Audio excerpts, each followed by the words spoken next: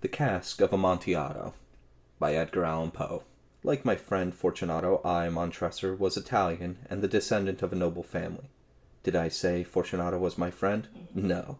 He was more of a rival, insulting, haughty, and always trying to show his superiority. The 1,000 injuries done to me by Fortunato I bore as I best could, but when he insulted me, I swore I would get my revenge. Do not imagine, however, that I said a single threatening word to him. No, I kept my plan to myself. I would choose a time when I could get back at him without taking any risk, for I felt I could not really be avenged if I had to suffer in some way at that same time, and Fortunato would have to know that I was repaying him for his insult. Otherwise, he would not know that this was my way of getting revenge. In the meantime, neither my words nor my actions would show Fortunato my intentions.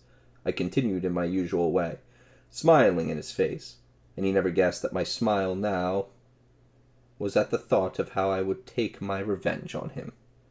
Fortunato was a man to be respected, and even feared. But he had one weak point.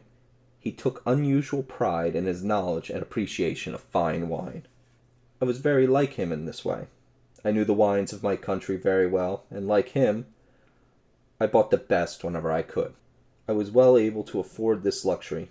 My treasures, in their bottles and barrels, were kept secluded in a vault in the cellar of my spacious home. One evening at dusk I came upon my friend. It was Carnival season, when everyone was feasting and drinking in a final celebration before the 6-week fast that would end at Easter. In our city everyone went quite mad during Carnival, forgetting their cares and even their dignity. Like many others, Fortunato was in costume, but I recognized him anyway. He wore a jester's outfit, of multicolored stripes, and on his head was a double-pointed hat with bells.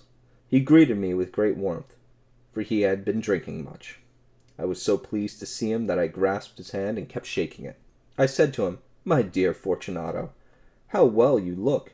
But I have exciting news. I have just bought a great cask of wine, an enormous barrel. The dealer assured me it was an Amontillado, but now I have my doubts."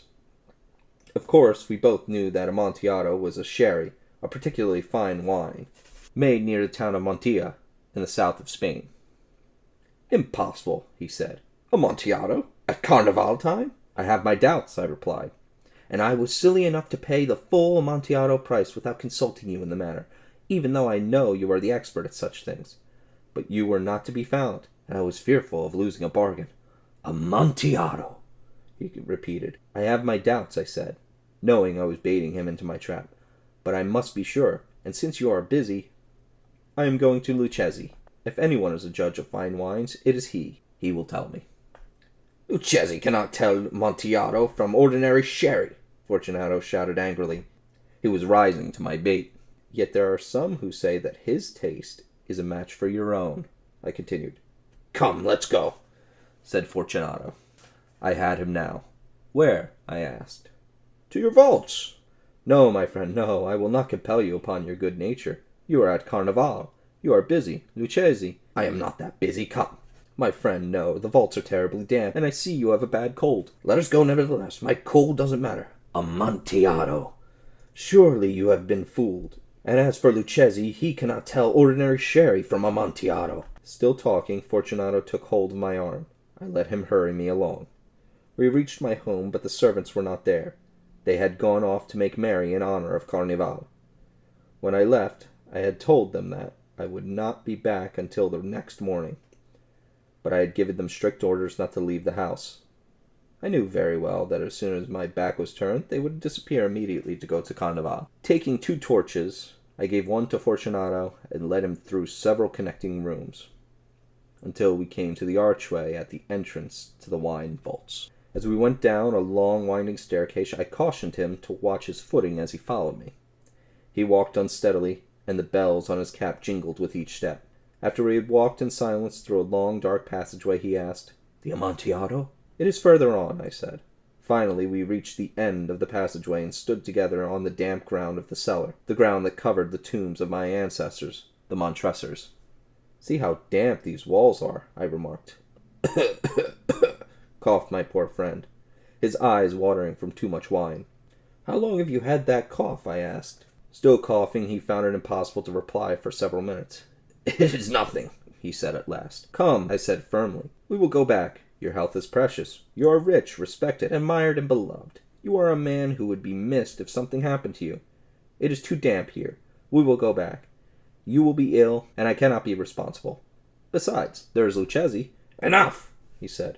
"The cough is a mere nothing. It will not kill me. I shall not die of a cough." True, I agreed. And indeed, I did not intend to alarm you unnecessarily, but you should be careful. Here, a few sips of this will protect us from the dampness." As I said this, I took a bottle from a long row of similar bottles. "Drink," I said, presenting him with the wine. He raised it to his lips with an evil look. Then he paused and nodded to me familiarly, while his bells jingled. "I drink," he said, "to your buried ancestors who rest here among us." "And I drink to your long life," I added. He took my arm, and we continued. "These vaults," he said, "are very extensive." "The Montressors," I replied, "were a great and numerous family." "What is your coat of arms?" "A huge human foot, golden, against a blue background. The foot is crushing a serpent, whose fangs are embedded in the heel." "And what is the motto of your family's coat of arms?" "Nemo me impune lasist." Let him who offend me beware. The wine sparkled in his eyes, and his bells jingled as we walked. We passed into the innermost recesses of the vaults, the catacombs, where human bones were piled high against the walls. Some of my most treasured wines were next to them. I kept them there because it was cool in these vaults, so far below the ground. The temperature was just right for preserving fine wines. I paused again, and this time I seized Fortunato by his arm above the elbow. "The dampness," I said. "See, it increases. We are lower than the river's bed. The drops of moisture trickle among the bones. Come, let us go back. Your cough—" "It is nothing," he said. "Let us go on. But first, another sip of this wine." He emptied the bottle in one gulp. His eyes flashed with a fierce light. "Now, let us proceed to the Amontillado," he cried. "So be it," I said, and again offered him my arm. He leaned upon it heavily. We passed through a range of low arches, and, descending again, we arrived at a deep crypt, or burial room. Here, the air was foul. It dimmed the flames of our torches. At the furthest end of the crypt was another, even smaller crypt. On 3 sides, its walls were lined with human remains, piled to the ceiling overhead. But on the 4th wall, the bones, which had been piled high, were now thrown down. They lay in a mound upon the earthen floor. In this wall, you could see still another alcove or recess. It was about 4 feet deep, 3 feet wide, and 6 or 7 feet high. It seemed to have been made, not for any special use itself, but as a space between 2 of the huge pillars supporting the roof of the catacombs. This alcove was backed by the same thick solid granite wall that surrounded all of these underground rooms. On the surface of this granite wall were embedded 2 iron staples, U-shaped pieces of metal, about 2 feet apart. From one of them hung a long iron chain, with wrist locks at either end. Fortunato lifted his dull torch, attempting to see into the depths of this alcove, but his efforts were in vain, because there was not sufficient light. "Here," I said. "Over here is the Amontillado. As for Lucchesi—" "He is an ignoramus," interrupted my friend, stepping forward unsteadily. I followed immediately at his heels. It took only an instant for him to reach the far wall of the alcove. There he found his progress halted by the rock wall. He stood stupidly bewildered. It took me only a second to grasp the chain hanging from one staple, and only a few seconds more to pull it across his waist and lock his wrists in it. He was much too drunk and much too astonished to resist. In a moment I had him chained to the granite. I turned the key in each wrist lock, withdrew it, and then I stepped back. "Pass your hand over the wall," I said. "You surely feel the dampness." "Once more, let me implore you to return." "No? Then I must positively lead you. But first I must give you all the little attentions in my power." "The Amontillado!" exclaimed my friend, not yet recovered from his astonishment. "True," I replied. "The Amontillado." As I said these words, I busied myself among the pile of bones of which I have already spoken.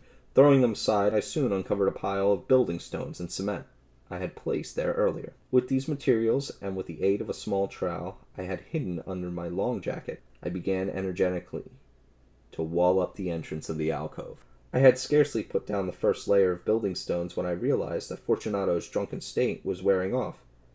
I heard a low moaning cry, definitely not the cry of a drunken man. Then there was a long, stubborn silence. I laid the second layer of stones, and the third, and the fourth. Then I heard the furious clanking of chains. The noise lasted for several minutes.